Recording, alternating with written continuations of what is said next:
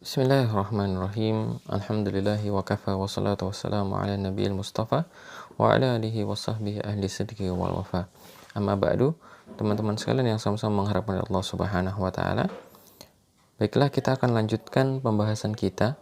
Jadi kemarin kita sudah membahas tentang ciri-ciri atau tanda-tanda dalam Quran cetakan Indonesia, maka pada kesempatan kali ini saya akan membahas apa yang ada di dalam Quran cetakan Timur Tengah atau Quran cetakan Madinah. Jadi ada beberapa tanda-tanda dalam Al-Quran cetakan Madinah ini, sehingga ketika kita misalkan memahami apa yang ada di dalam tanda-tanda tersebut, ya, memahami tanda ini maksudnya apa, tanda ini maksudnya apa, maka insya Allah 80% bacaan kita akan sesuai dengan tajwid. Jadi salah satu kelebihan daripada Quran cetakan Indonesia, daripada Al-Quran cetakan Indonesia adalah tandanya yang banyak sekali. Jadi bukan membuat kita menjadi malas ya dalam membaca Al-Quran atau mempelajari tajwid, tapi kadang-kadang ketika kita membaca Quran, kita perlu sering lupa mungkin ya. Kita sering lupa ini aslinya bacanya apa dan lain sebagainya. Maka semua ini akan dijelaskan di dalam Quran cetakan Timur Tengah ini. Jadi ketika kita memahami tandanya, maka kita tahu, oh ini bacaannya ini dan lain sebagainya. Jadi menghilangkan daripada keraguan yang ada dalam diri kita. Sebelum kita masuk ke pembahasan tentang tanda-tanda dalam Al-Quran cetakan Madinah atau Timur Tengah, maka sebaiknya kita untuk mengerti siapalah yang menulis Quran cetakan Madinah atau Timur Tengah ini. Jadi nama beliau adalah Syekh Utsman Toha. Dulu saya kira yang menulis Al-Quran ini adalah komputer. Jadi tulisannya sangat bagus sekali, sangat rapi sekali, sangat indah sekali. Jadi ternyata anggapan saya salah. Jadi yang menulis Al-Quran cetakan Timur Tengah atau Madinah ini adalah seorang ulama yang bernama Syekh Utsman Toha.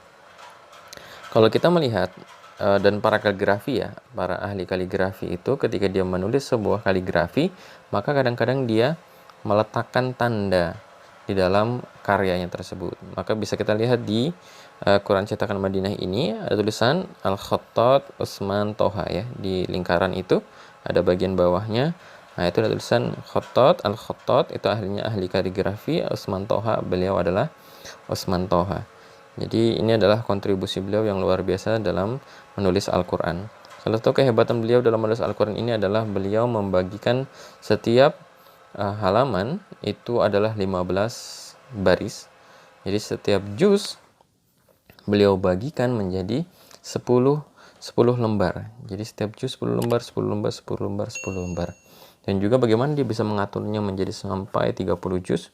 Bahkan juga menulisnya dengan pojoknya ya, ayatnya itu habis di pojok bawah. Makanya kadang-kadang Al-Quran model yang kita ini biasanya diistilahkan dengan Al-Quran pojok. Karena apa? Ayatnya sampai di pojoknya. Tapi kalau kita misalkan dulu membaca Quran yang cetakan lama sekali, kadang-kadang ayatnya belum habis di pojok, dia sudah lanjut di sebelahnya, jadi tidak sampai pojok. Jadi ini semoga Allah Subhanahu wa taala merahmati beliau dengan rahmat yang luar biasa karena kontribusi beliau yang luar biasa dalam Al-Quran ini, dalam menulis Al-Quran ini. Baik, sekarang kita masuk ke pembahasan tentang tanda-tanda dalam Al-Quran cetakan Madinah dan atau Timur Tengah. Baik, kalau kita membaca tanda-tanda ini sebetulnya ada di, kalau kita membeli Al-Quran cetakan Madinah, maka kita bisa lihat di akhir-akhir lembaran ya dalam Al-Quran cetakan Madinah, maka di situ ada tulisan yang namanya istilahatud dhabat. Istilahatud dhabat itu maksudnya apa? Adalah istilah-istilah dalam penulisan Al-Quran cetakan Timur Tengah.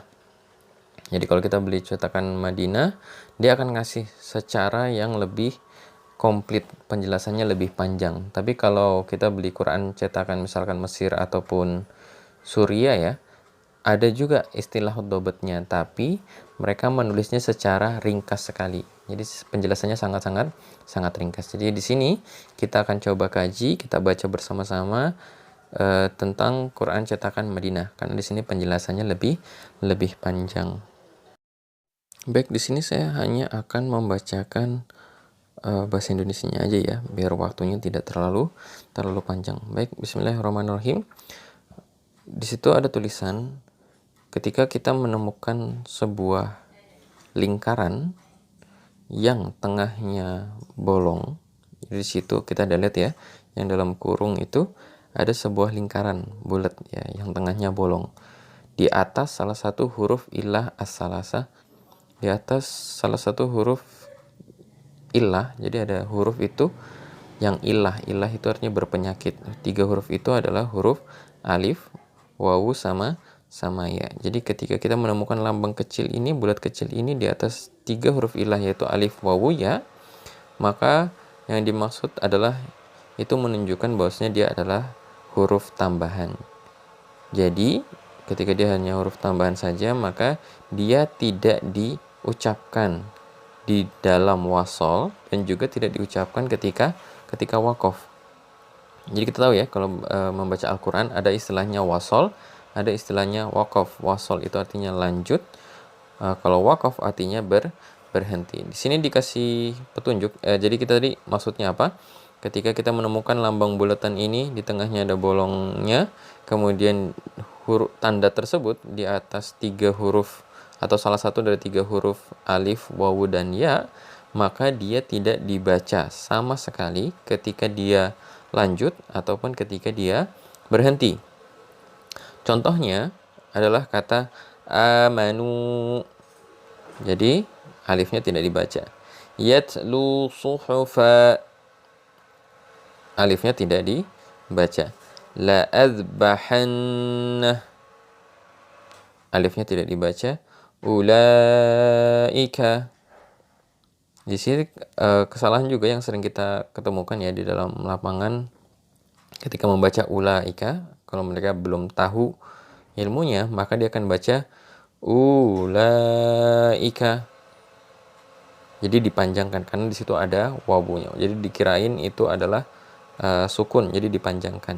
Jadi di sini kita sudah tahu ya bahwasanya lambang tersebut menunjukkan tidak dibaca. Jadi ulaika, jangan dibaca ulaika. Selanjutnya min naba'il mursalin. Jadi tidak dibaca min naba'il mursalin. Dan juga ketika kita stop di situ ya, di min naba'in. Nah, kalau kita stop di situ bacanya akan begini. Min naba. Karena tadi kita bilang lambang seperti hurufnya di situ hanya tambahan saja. Jadi ketika di stop kan tidak dibaca. Kalau misalkan kita teranggap ya di situ adalah termasuk bagiannya, maka kita akan bacanya begini. Min naba'i, ya. Jadi penting banget kita mengetahui lambang tersebut. Jadi ketika wasol tidak dibaca, ketika stop juga atau wakof tidak juga dibaca. Jadi bacanya min naba, bukan min naba'i, dan lain sebagainya. Kita masuk ke poin selanjutnya, paragraf selanjutnya. Di situ disebutkan ketika kita menemukan lingkaran juga, tetapi lingkarannya ini berdiri dan lonjong. Tengahnya juga ada bolongnya. Jadi lonjong ke atas. Yang mana lonjong ke atas ini hanya ada di atas alif yang setelahnya berharokat. Di sini juga saya ingin jelaskan bahwasanya ada namanya alif, ada namanya hamzah ya. Yang dimaksud dengan alif adalah huruf yang dia tegak itu seperti tongkat tapi tidak menerima harokat. Jadi kalau kita melihat ada tongkat kemudian kok tidak ada harokatnya, maka itu adalah namanya alif. Tapi ketika kita melihat tongkat juga tapi kok ada harokatnya, maka itu adalah hamzah. Jadi lambang ini khusus hanya ada di atas alif saja. Kemudian setelahnya berharokat. Jadi setelahnya berharokat, bukan sukun. Jadi juga kita harus ketahui bersama, yang dinamakan harokat itu ada 3 tadi ya, dhammah, fathah, kasroh. Adapun sukun dia tidak termasuk dengan harokat karena dia berhenti atau tidak bergerak, ya. Jadi di atas alif mutaharrik bergerak atau berharokat tadi menunjukkan atas tambahannya ketika dia wasol, tidak ketika dia wakof. Jadi penjelasannya, ketika kita menemukan lambang itu, maka dia ketika wasol dilanjutkan dia tidak dibaca. Tapi ketika kita berhenti, maka dia dibaca. Contohnya di sini adalah ketika wasol, ya, bacanya akan begini. Ana khairum min lakinna huwallahu rabbi. Jadi kita lihat ya. Ana khairum min. Kalau orang mungkin belum tahu tentang tanda ini, maka dia akan membaca ana khairum min lakinna huwallah. Jadi sekarang kita sudah ketahui bahwasanya ketika kita menemukan lambang lonjongnya ke atas, tengahnya bolong, maka tidak dibaca ketika wasal. Jadi ana khairum min. Tapi di sini juga dijelaskan itu ketika wasal saja. Maka ketika dia wakof, maka dia dibaca atau teranggap. Maka ketika misalkan ada kata selanjutnya, ya, kita stop di kata ana, maka dia akan dibaca ana khairum min. Ya, kita sudah stop tadi, ya. Jadi ana, kalau kita menganggapnya seperti yang tadi awal, yaitu artinya dia tidak ada sama sekali ketika wakof sama wasol, maka dia akan dibacanya an, ya, tidak dibaca ana. Jadi ingat ya, ketika dia lanjut maka tidak dibaca, tapi ketika dia stop maka dia teranggap atau terbaca. Kemudian selanjutnya dia tidak ada alifnya ketika, maksudnya tidak ada lambang ini ketika setelahnya itu sukun. Tadi kita bilang, ya, ada namanya harokat, ada namanya sukun. Jadi beda antara sukun dengan harokat. Jadi ketika setelahnya sukun, maka lambang ini dibuang. Jadi suatu tulisan anan nadhir. Kenapa hal ini dibuang? Karena emang sudah pasti, ya, kalau kita baca Al-Quran setelahnya tasdid, pasti kita langsung masuk ke setelahnya. Jadi tidak perlu lagi ada keraguan di situ. Makanya di sini lambang bulatan tadi tuh, lonjong itu dibuang. Jadi anan nadhir, tidak perlu kita ada lambangnya di situ. Baik, kita masuk ke pembahasan selanjutnya.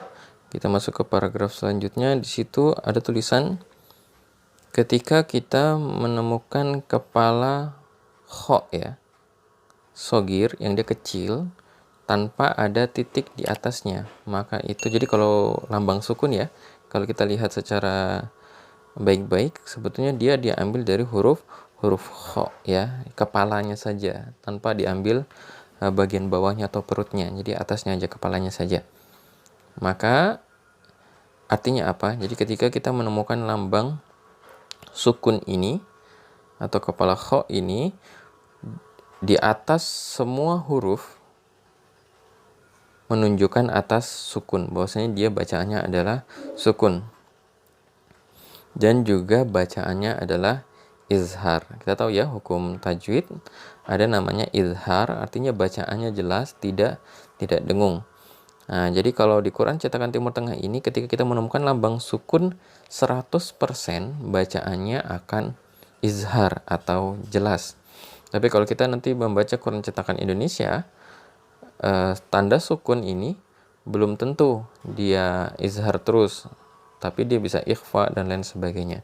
Jadi salah satu pembeda, ya, dalam Quran cetakan Timur Tengah. Jadi saya ulangi lagi, ketika kita menemukan lambang sukun ini 100% dia bacaannya izhar. Coba kita lihat di bacaannya, di situ ada tulisan min khairin. Min khairin. Nggak mungkin kita akan membacanya min khairin, tidak mungkin, ya. Selanjutnya ada kata awa'alta qad sami'a nadijat juluduhum wa idh sarafna dan lain sebagainya. Jadi ingat, kalau kita menemukan lambang sukun di Quran cetakan Timur Tengah 100% bacaannya adalah izhar. Kita masuk ke paragraf selanjutnya. Di situ ada tulisan ketika kita menemukan sebuah huruf ya, tidak ada lambangnya sama sekali, tidak ada sukunnya, tidak ada fathahnya dan lain sebagainya. Kemudian setelahnya berharokat tasdid atau berlambang tasdid ya. Jadi kita nemu huruf, kok ini hurufnya tidak ada lambangnya sama sekali. Kemudian setelahnya bertasdid ya, maka apa yang dimaksud dengan itu? Yang dimaksud adalah kita dinamakan sebagai idgham. Jadi memasukkan huruf pertama ke huruf kedua. Dan di sini namanya adalah idgham kamil. Kalau kita kan sudah kenal ya idgham biguna, idgham bilaguna dan lain sebagainya, tapi ada yang satu hal yang mungkin istilahnya agak sering kita lupa atau belum kita pelajarin, namanya idgham kamil. Jadi memasukkan huruf pertama ke huruf kedua secara sempurna. Jadi huruf pertama ini sama sekali hilang, tidak dibaca sama sekali. Jadi itu ya, baik dari hurufnya, zatnya, ataupun sifat-sifat dari huruf pertama itu dibuang sama sekali. Kan nanti kalau kita mempelajari ilmu tajwid, ada namanya sifatul huruf, sifat daripada huruf. Ada yang tebal, ada yang tipis, ada yang tinggi, ada yang rendah, ada yang udaranya terhembus dan lain sebagainya. Jadi di sini hilang sama sekali. Huruf pertamanya hilang sama sekali. Jadi dimasukkan langsung ke huruf kedua. Ini bila apa? Bila kita menemukan sebuah huruf kok tidak ada lambangnya, tidak ada tanda-tandanya, dan setelahnya berharokat tasdid. Mari kita lihat di contoh tersebut. Di situ dikatakan millinatin mir rabbik min nur mimma'in ujibad da'watukuma. Kita lihat ya, ujibad da'watukuma. Jadi tidak dibaca ujibat da'watukuma. Jadi taknya dibuang sama sekali. Asaw wa kanu wa qalat ta'ifah. Kita lihat ya, wa qalat ta'ifah. Jadi taknya dibuang sama sekali. Terus selanjutnya bal rafa'ahullah. Jadi kita tidak dibaca bal rafa'ahu, tapi bal rafa'ahu. Jadi dibuang sama sekali huruf lamnya. Baik, kita masuk ke poin selanjutnya. Sekarang lambangnya mirip, cuma setelahnya tidak ada tasdidnya. Kalau yang pertama tadi tidak ada lambang, menemukan huruf tidak ada lambangnya tapi ada tasdidnya setelahnya, maka sekarang tidak ada lambang juga hurufnya tapi setelahnya tidak ada tasdid. Maka di sini ada dua hukum. Hukum pertama adalah idgham naqis. Kalau tadi idgham kamil ya, artinya hurufnya sama sifat dari huruf tersebut hilang sama sekali. Maka di sini naqis itu artinya kurang. Jadi yang hilang cuma hurufnya saja, tapi sifatnya dari huruf tersebut itu masih ada. Di sini coba kita baca yang agak baris ketiga itu ya. Yang pertama kita nggak, baris kedua kita tidak usah baca. Maka di sini dikatakan bahwasanya bacaannya adalah yang benar ya. Itu begini. Farrattum. Yang kedua basalta. Selanjutnya yang ketiga ahaltu. Nah, kalau kita melihat di situ ada huruf to ya. To itu memiliki sifat yang namanya isti'la. Wa kullul musta'la mufakhamah, dan setiap yang isti'la itu adalah tebal. Maka bacaan to itu seperti gini. To. Kalau ta itu tipis. Ta. Kalau kita lihat bacaan saya tadi atau kita dengarkan bacaan saya tadi, maka bacaannya farrautum. Farrautum. Jadi ada tebelnya. Tebelnya itu, sifat tebelnya itu masih ada. Jadi dimasukin, tapi sifat daripada huruf pertama yaitu tebalnya tadi itu masih ada. Dan yang salah itu seperti ini kalau kita baca ya. Basata. Basata. Jadi toknya hilang karena dia langsung tipis. Tapi kalau kita baca basalta. Basalta, ya, masih ada tebalnya. Jadi maksudnya itu adalah itu ya. Hurufnya dihilangin, tapi sifat dari huruf yang dihilangin itu masih ada. Kemudian kita masuk ke hukum bacaan keduanya. Jadi kalau tidak ada lambang, kemudian setelahnya tidak bertasydid, pertama tadi idgham nakis, maka yang kedua ini adalah bacaannya ikhfa. Jadi bacaannya ikhfa. Tidak ada namanya izhar. Jadi kalau tadi ya, kita lihat huruf ada lambang sukun, pasti dia izhar. Nah, kalau kita menemukan huruf tidak ada lambangnya setelahnya tidak bertasydid, kemungkinan besar juga dia adalah bacaannya ikhfa. Bisa juga tadi idgham juga ya, dan lain sebagainya. Jadi harus kita perhatikan hukum-hukum tajwidnya juga. Baik, di sini kita bisa lihat contoh ya. Di situ ada kata min tahtiha. Min tahtiha. Jadi di situ ada huruf nun, tidak ada lambangnya, setelahnya huruf ta ya. Tidak bertasydid, maka dia bacanya min tahtiha.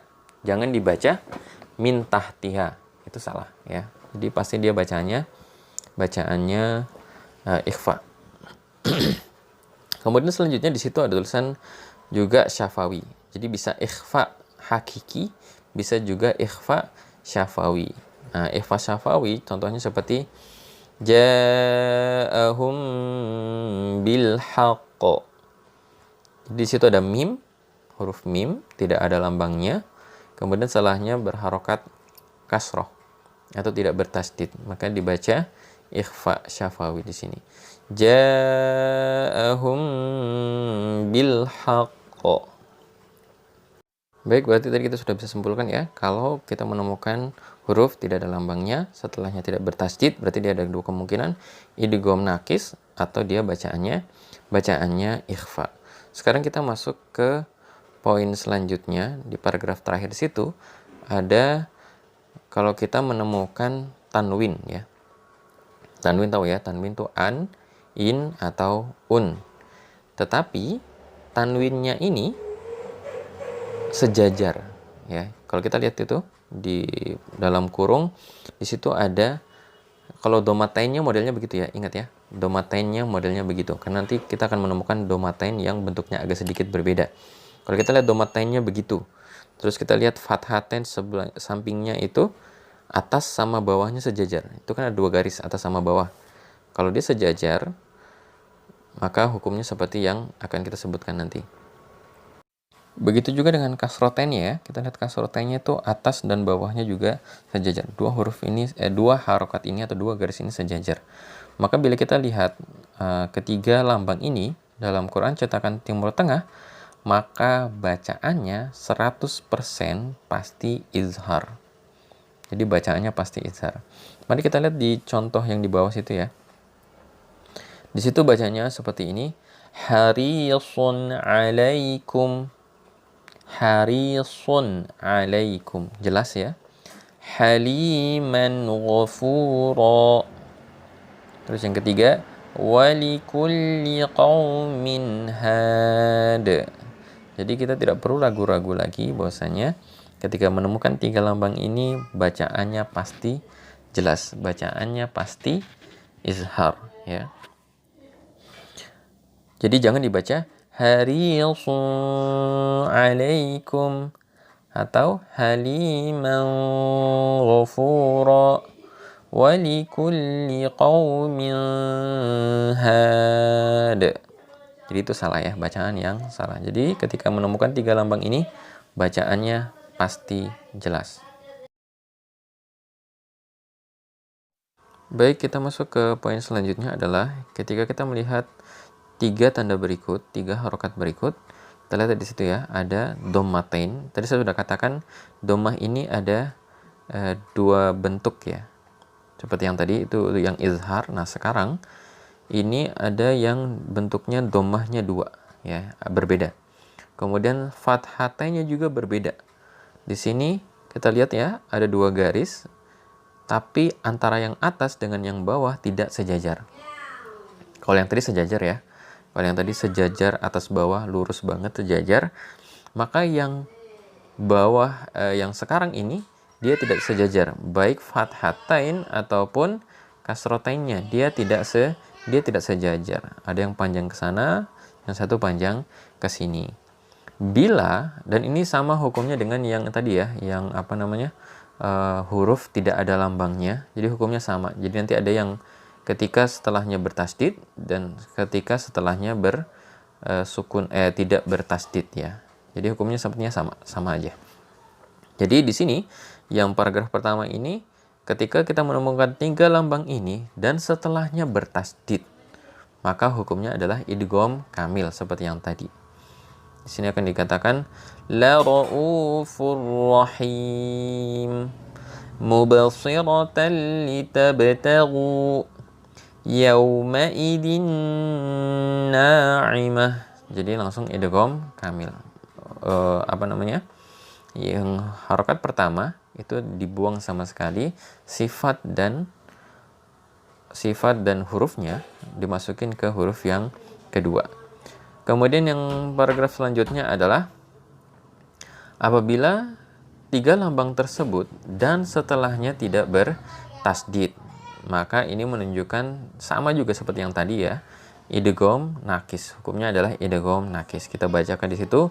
Jadi bacaannya rahimu wadud wa anharan wa subula fi jannatin wa uyun. Dan juga tadi hurufnya idgham nakis ya. Nah, sekarang juga sama seperti yang tadi, yaitu adalah bacaannya ikhfa ya. Mari kita baca bacaan ikhfanya. Shihabun saqib. Jadi jangan dibaca shihabun saqib. Jadi diikhfakan. Terus selanjutnya sira'an zalik. Jangan dibaca sira'an zalik.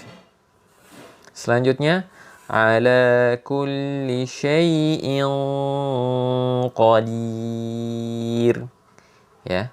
Syai'in qadir. Jangan dibaca syai'in qadir. Jadi antara hukum bacaannya antara tanwin ini dengan yang tadi ya, yang huruf tidak ada lambangnya, baik dia nanti setelahnya tasdid ataupun setelahnya tidak bertasdid, itu hukumnya sama. Ya, rincian hukumnya itu sama. Baik, kita masuk ke paragraf selanjutnya. Di situ ada mim kecil. Kalau kita menemukan mim kecil ada di atas sebuah huruf, dan ini juga kita perlu perhatikan ya, ada mim kecil itu ada dua di dalam Quran cetakan Timur Tengah ini. Kalau ekornya ke bawah, maka bacaannya adalah iqlab. Tapi kalau ekornya ke samping, maka di situ nanti namanya waqfun lazim. Artinya dia harus berhenti ya. Nah, di sini kalau kita yang pembahasan ini sekarang mim kecil tapi ekornya ke bawah, maka ini adalah iqlab. Dan kita ketahui bersama iqlab itu adalah menjadikan hurufnya tanwin atau mim atau nunnya menjadi huruf mim. Baik, sekarang kita akan coba baca. Jadi bacanya seperti ini. Alimun bidzatis sudur jazaan bima kanu kiramin bararah ambihum wa min ba'du dan lain sebagainya. Dan ini dibacanya dengan cara didengungkan ya. Jadi dibaca dengan didengungkan. Baik, kita lanjutkan pada poin selanjutnya. Perlu kita ketahui bersama juga bahwasanya tulisan Al-Quran itu berbeda dengan tulisan biasa dalam bahasa Arab ya. Kalau tulisan Al-Quran kita biasa istilahkan dengan Rasm Utsmani. Adapun cetakan biasa atau misalkan dalam buku-buku biasa, maka kita namakan sebagai Rasm Imla'i. Jadi kalau Quran Utsmani, kalau tulisan biasa namanya Rasm Imla'i dan lain sebagainya. Nah, makanya kadang-kadang kalau kita membaca Al-Quran, itu kok agak berbeda ya. Beberapa tulisannya agak berbeda. Nanti kita akan bahas secara bersama-sama. Baik, poin selanjutnya di sini adalah bila kita menemukan huruf-huruf kecil di dalam Al-Quran cetakan Timur Tengah, maka itu adalah huruf yang sebetulnya ada, cuma tidak ditulis di dalam Rasm Utsmani, tapi wajib dibaca. Maka nanti kita bilang namanya Rasm Utsmani. Jadi ada sedikit berbeda. Jadi kalau kita huruf-huruf kecil seperti ada yang nanti kayak seperti Dzalikal Kitabu, ya di situ ada kitabu, di taknya itu ada alif kecil. Jadi ingat ya, ini lambang panjang, biasa bacanya sih 2 harokat. Kemudian Daud, ya itu ada huruf wawu kecil, maka dibaca panjang juga. Aslinya dia ada di situ. Kemudian Yaluna, nah di situ juga ada wawu kecil, maka itu dibaca. Yuhyi, nah itu seperti ya kecil, nah itu juga dibaca. Inna rabbahu kana bihi basira dan lain sebagainya. Jadi dibaca. Jadi aslinya kalau di dalam Quran Utsmani ya, Rasm Utsmani, wawunya itu nggak ada, alifnya itu nggak ada dan lain sebagainya. Tapi dibuat kecil untuk menunjukkan bahwasanya dalam tulisan aslinya tidak ada, tapi wajib untuk dibaca. Jadi ingat ya, berarti huruf-huruf kecil tadi itu adalah kadang-kadang dia itu panjang ya. Kalau misalkan ya, waw atau alif, maka dia bacaannya panjang karena sering kita terjadi kesalahan. Misalkan Dzalikal Kitab ya, itu mereka kadang-kadang bingung. Ini harokatkah atau bacanya panjangkah dan lain sebagainya, hurufkah atau segala macam. Jadi sering-sering terjadi kesalahan baca. Jadi ingat ya, yang kayak ke atas itu adalah hurufnya biasanya dibaca panjang, atau wawu ada kecil itu dibaca panjang, ya kecil itu dibaca panjang. Ingat ya, itu bukan harokatnya ya, ingat itu bukan harokat, tapi kadang-kadang dibaca panjang. Atau misalkan nanti ada yang nun tadi, ada nun kecil ya dan sebagainya, itu dibaca tidak panjang dan lain sebagainya.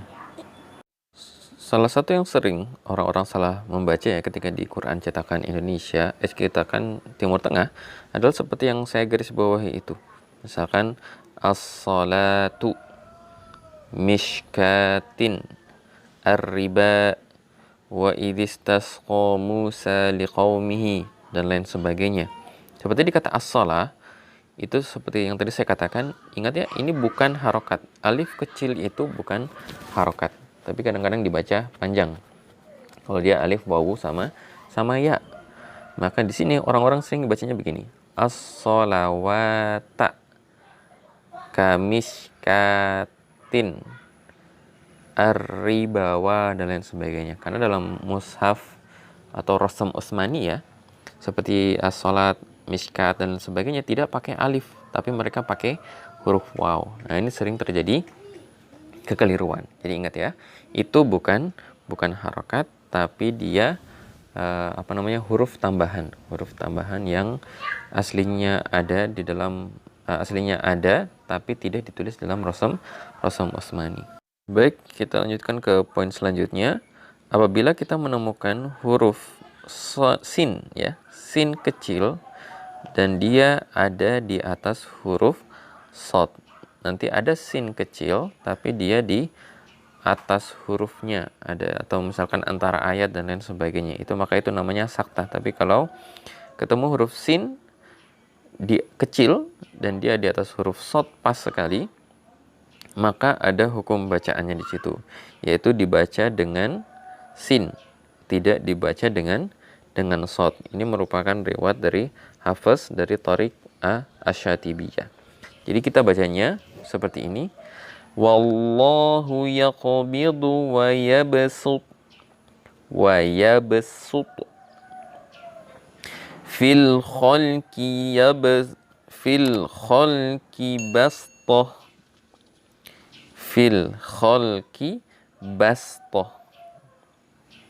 Jadi di sini tidak dibaca shad tapi dibaca sin, ya. Ini dalam riwayat Hafiz dari Jalan Syatibiyah. Kemudian apabila sinnya di paragraf selanjutnya, ya, apabila sin itu ternyata di bawah huruf shad, maka kebanyakan akan dibaca dengan huruf shad. Jadi lebih masyhur kita membacanya dengan huruf shad.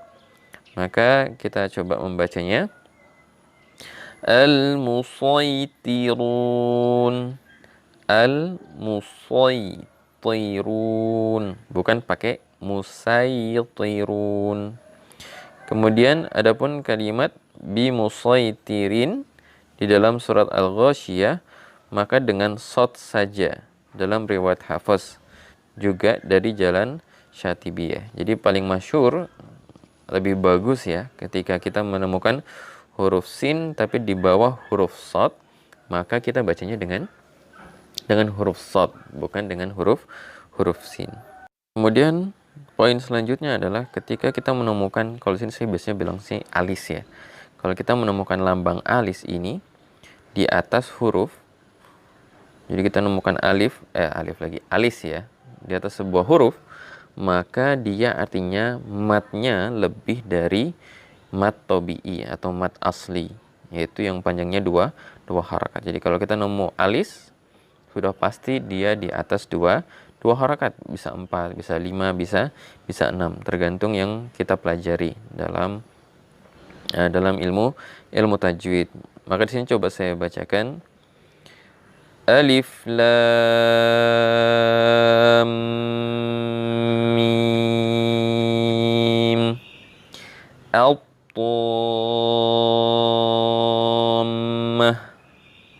quru si'abihim dan lain sebagainya. Jadi ini menunjukkan bahwasanya kalau kita nemu alis, maka panjangnya pasti di atas 2 harokat atau di atas dari mat tabi'i. Kemudian pada poin selanjutnya, lambang alis ini kalau kita lihat di mushaf cetakan Indonesia, ya, itu digunakan untuk mengganti alif yang dibuang. Jadi kalau kita lihat di kata amanu itu di Quran cetakan Indonesia pasti begitu. Dan dibacanya cuma 2 harokat saja, ya, dibaca cuma 2 harokat saja. Tapi dalam mushaf Madinah, maka kita tidak akan menggunakan lambang alis tersebut, tapi kita akan menulis hamzah saja, tidak pakai tiang. Kemudian setelahnya diletakkan lambang huruf alif dan lain sebagainya. Dan itu menurut saya sih lebih aman. Jadi penulisannya lebih aman ketika kita tidak menggunakan alis tadi untuk mengganti hamzah yang dibuang, tapi kita tulis hamzah secara utuh, kemudian kita pasang alif di sampingnya. Karena apa? Tadi kita udah katakan bahwasanya kalau alis itu panjangnya adalah di atas 2 harokat. Baik, sekarang kita masuk ke pembahasan selanjutnya. Nah, sekarang kita masuk ke pembahasan yang namanya bacaan-bacaan gharib, ya, bacaan-bacaan yang agak keluar dari kaidah tajwid, ya. Di sini kalau dalam Quran cetakan Timur Tengah, kita menemukan sebuah nuqtah.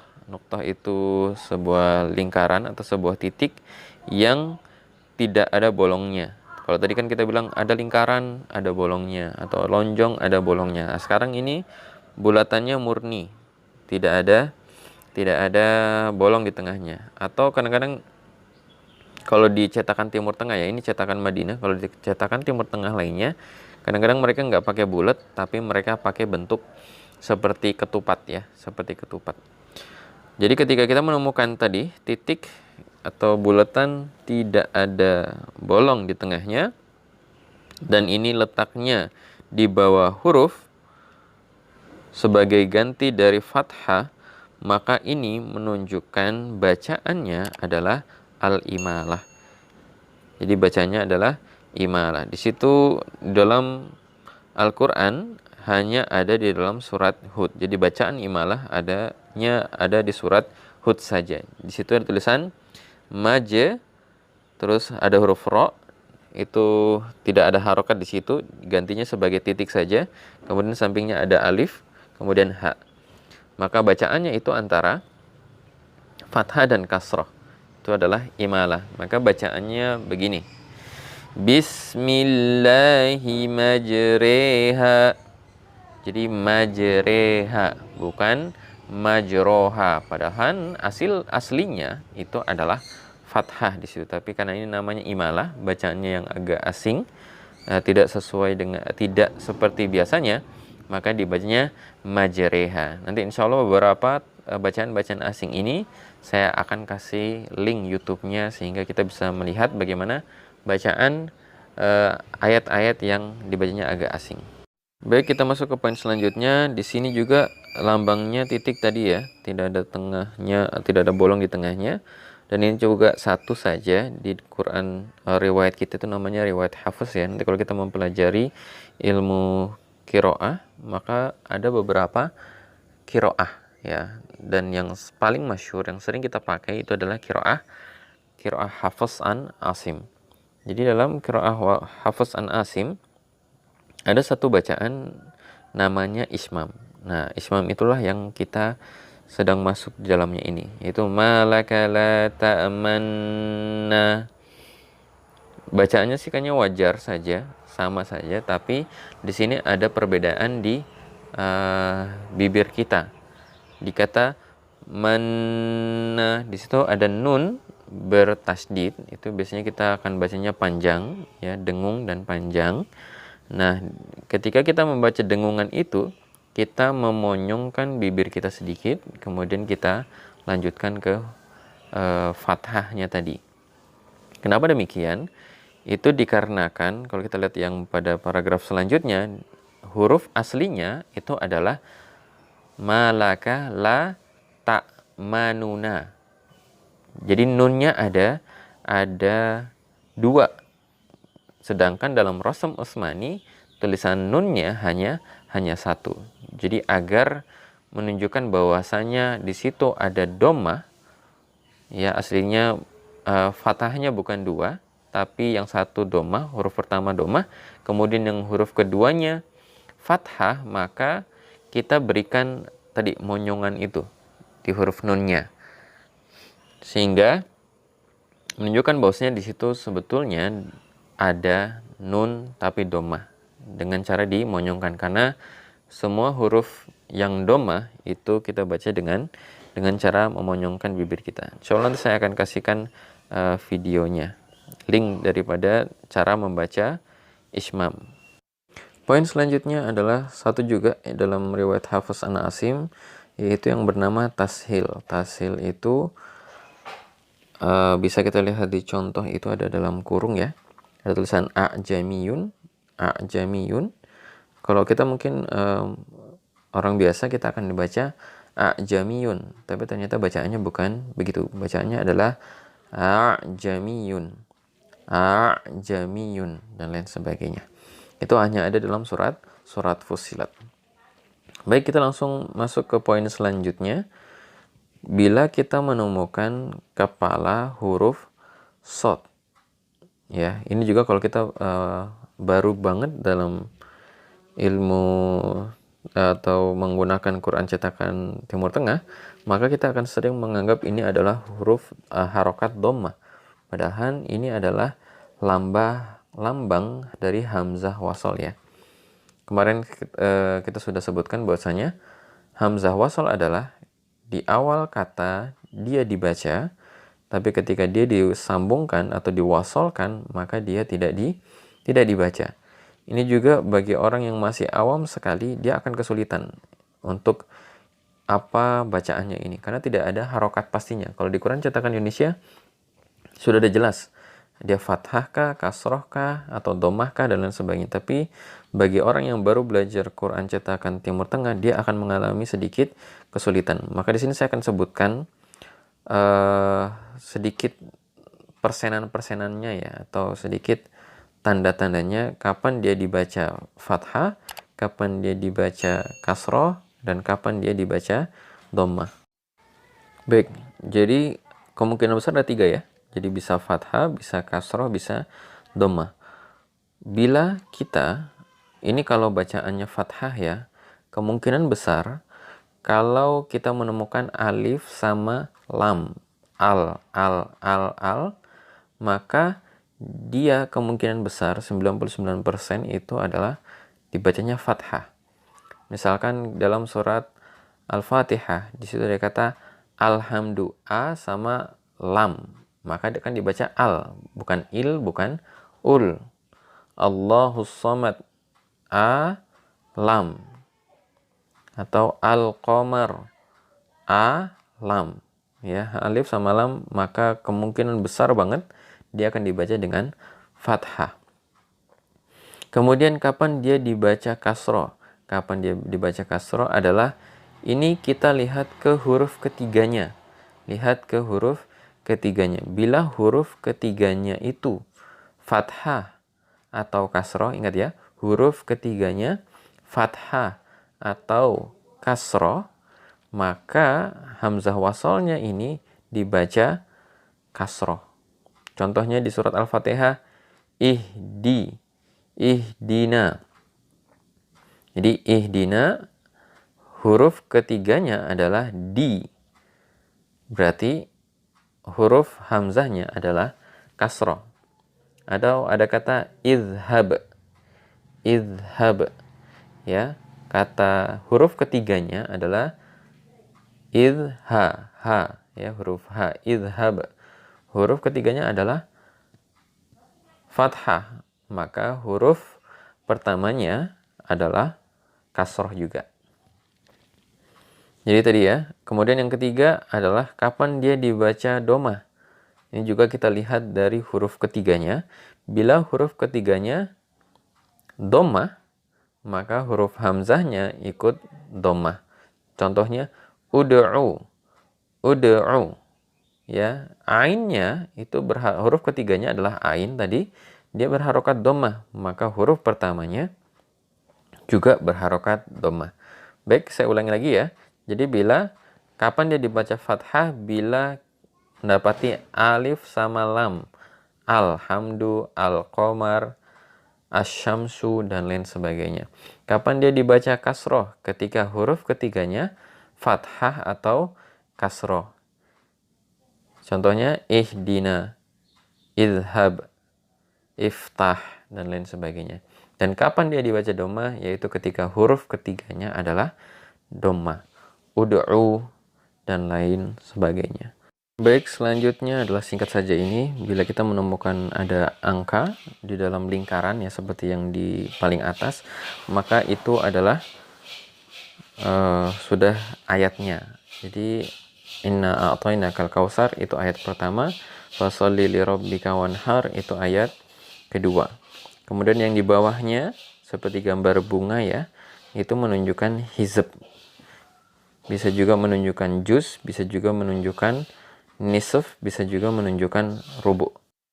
Kemudian yang lambangnya seperti pintu atau kubah itu ya, yang hitam sekali, maka ini menunjukkan sujud sahwi. Jadi kalau kita menemukan lambang tersebut, maka kita akan melakukan yang namanya sujud sahwi. Kemudian bila kita melihat huruf sin kecil, maka dia akan dibaca saktah. Saktah itu apa? Adalah kita berhenti sejenak, kemudian kita lanjutkan bacaannya tanpa mengambil napas lagi. Contohnya di sini ada beberapa. Aywaja, qayyima, mim marqadina, hadza, wa qila man raqa, kalla bal rana, dan lain sebagainya. Jadi itu adalah bacaan saktah. Jadi berhentinya tidak lama, sebentar saja, tidak sampai mengambil napas lagi. Kemudian poin terakhir dalam istilah atau dobat, tapi ternyata tidak ada di tulisan yang di belakang Mushaf Madinah. Ini yang saya lihat ya, yang saya perhatikan, yaitu bila kita lihat di kata wal akhirah, jitu hamzahnya agak masuk ke tengah. Ya, hamzahnya agak masuk ke tengah. Dan di situ tidak ada lambang panjangnya. Maka ketika kita melihat hamzah alif lam alif ya, kita bisa istilahkan dengan lam alif, maka bila bentuknya seperti lam alif itu, kemudian hamzahnya masuk sedikit ke tengah, maka itu dibacanya 2 harokat, walaupun di situ tidak ada lambang panjang. Tapi ketika dia tepat seperti wal ula, itu hamzahnya tepat di atas garis ya, di ujung garis, maka dia tidak dibaca panjang ya. Ingat ya, dia tidak dibaca panjang. Di situ dibaca panjang karena ada wawu setelahnya. Tapi kalau kita menemukan misalkan fathah lam alif, kemudian setelahnya dan di alifnya itu fathah, dan dia berada di atas tepat sekali di ujung garisnya, maka dia tidak dibaca panjang. Tapi ketika dia agak masuk sedikit ke dalam, maka itu dibaca panjang. Baik, selanjutnya kita membahas masalah alamatul waqaf. Alamatul waqaf artinya adalah tanda berhenti. Di sini kalau kita menemukan mim, ekornya tidak ke bawah ya, tapi ekornya ke samping, maka di situ adalah alamatul waqaf al-lazim. Mimnya diambil dari lazim. Jadi harus berhenti, wajib berhenti di situ. Kemudian bila kita menemukan jim kecil, maka itu diambil dari kata al-waqfu al-jaiz. Artinya boleh berhenti, boleh lanjut ya. Boleh berhenti, boleh lanjut. Kemudian selanjutnya bila kita menemukan shad lam. Shad lam itu artinya al-waslu aula. Al-waslu aula artinya lanjut lebih baik daripada berhenti. Jadi lanjut lebih baik daripada berhenti. Kemudian kalau lambangnya qaf lam, itu adalah al-waqfu aula. Artinya berhenti lebih baik. Jadi lawan daripada shad lam. Kalau qaf lam lebih baik kita berhenti daripada kita lanjut. Kalau shad lam lebih baik kita lanjut daripada kita berhenti. Kemudian ada lambang titik 3, ada 2. Itu artinya kita berhenti di salah satunya saja. Jangan berhenti di dua-duanya. Jadi salah satu aja, pilih salah satu saja. Contohnya, dzalikal kitabu la raib fihi hudan lil muttaqin. Atau dzalikal kitabu la raib fihi hudan lil muttaqin. Demikian pembahasan kita udah selesai.